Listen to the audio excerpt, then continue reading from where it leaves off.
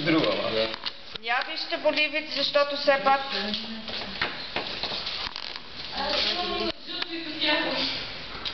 Значи това е втората задача. После ще направим и първата. Нищо, все има нещо. Въпреки всичко пак е нещо. Собствената сянка. Я да видим лъча как съм го дала там. Отляво надясно. Значи от тук.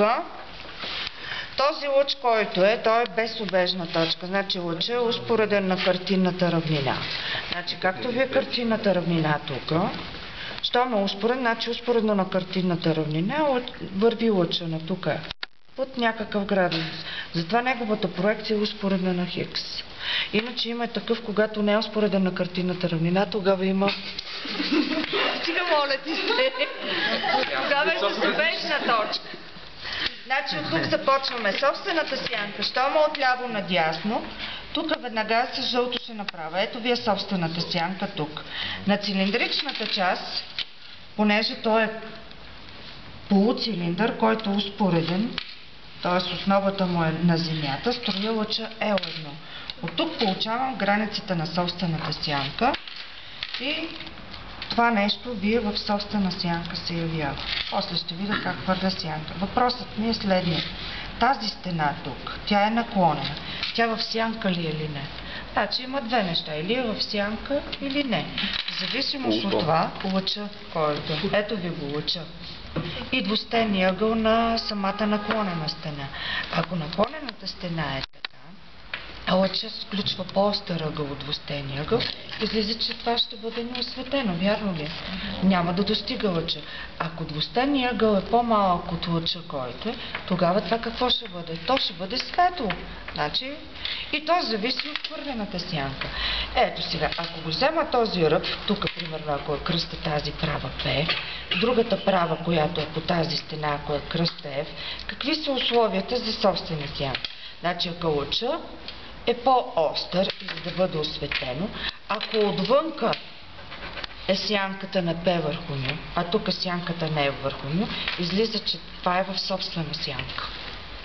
Защото границата на хвърлената нали беше границата на собствена. Тогава това ще се яви от границата.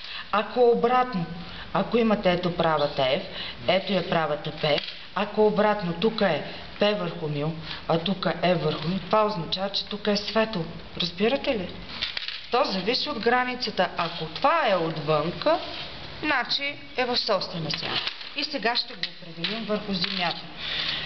Започвам да слагам точки. Значи ние изрично тук не сложихме точки. Ето е точката 1, точката 2. Тук ще сложа точка 3, точка 4. Да определя върху земята. Проекцията на тази точка ето е.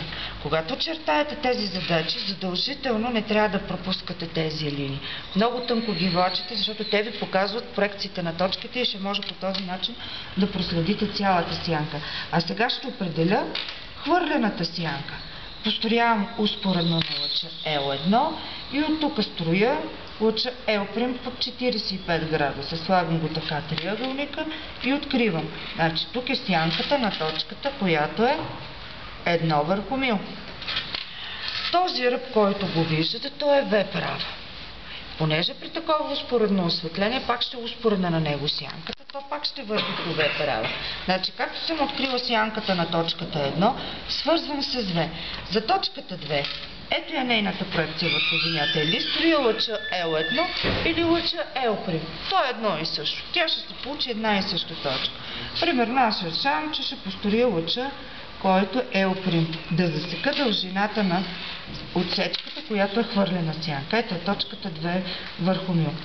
3 и 4 да ги проследа. Значи, ако ги проследа, аз ще видя, че това също е в сянка. То се личи вече. Значи, сянката на точката 3, като хвърля върху земята, значи за сега все пак елиминирам все още стълбите, за да определя сянката. Ето сянката на точката 3 върху мю. Тук пак върви по V права и построявам пред 4 какво? Лъча. Това е сянката на точката 4 върху мю. И я погледнем.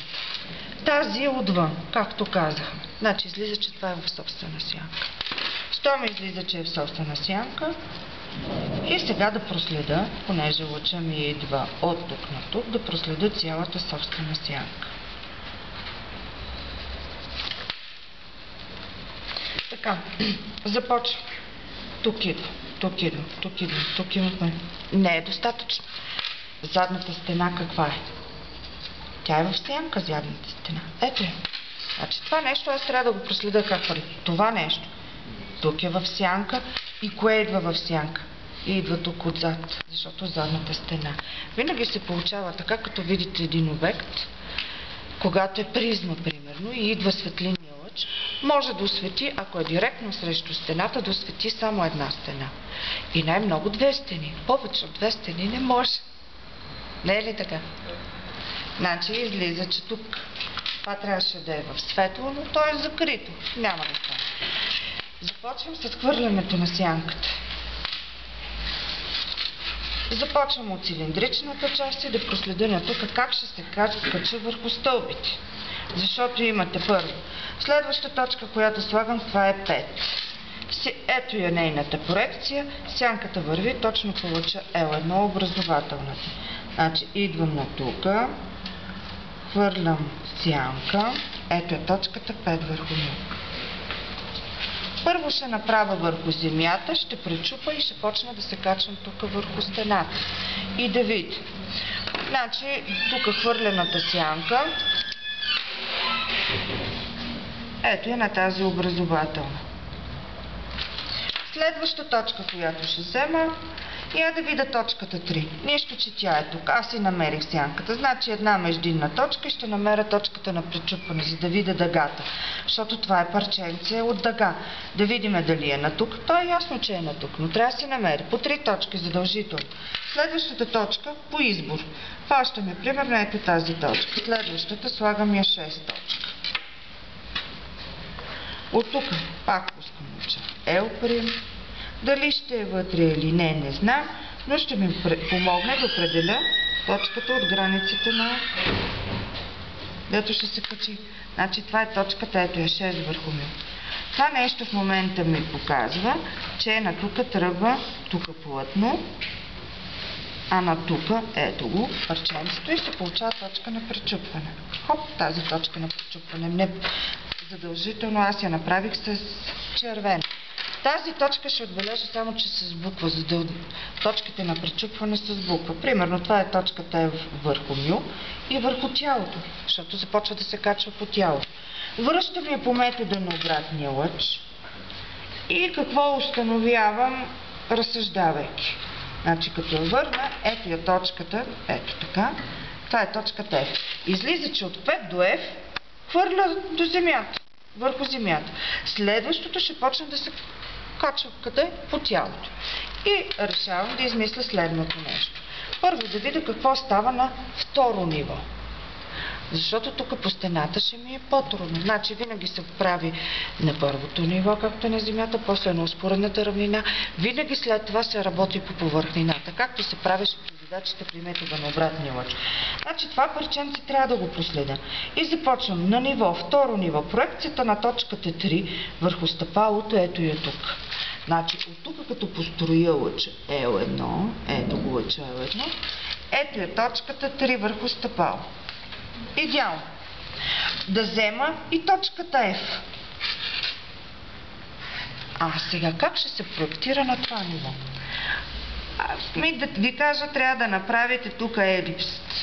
Няма как, защото не е върху земята, то си върви по образователни на цилиндъра. Но аз го направих набързо, за да не се бавим толкова. От тук, като намерите на точката F проекцията, ето я, строя лъча.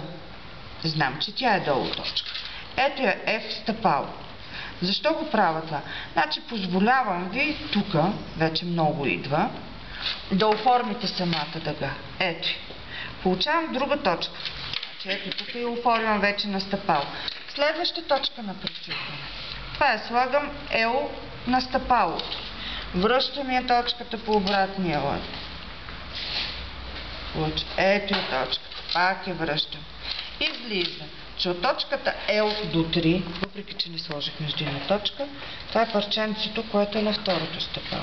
От тук до тук е на земята. Излиза, че от F до L ще бъде тук по повърхнината, дето идва от тази стена на стъпало. Значи всичко си е метод, упражнение, метод на обратния ъгъл. Взимам междинна точка. Вече пише 7. Тук ще взема. Горе не го направих, но тук ще направя, защото тук повърхнината е малко по-различна. Намирам точката 7. Горе беше и малко разстоянието. Идвам тук, засичам случайно едно повърхнината. Идвам и хвърлям сянка. И виждам как ми хвърля сянка тук по така. И на всичкото отгоре, дали точно засеках образователната, не. И на всичкото отгоре ми идва. Много интересно. Идва е така сянката. А защо ли пък така идва?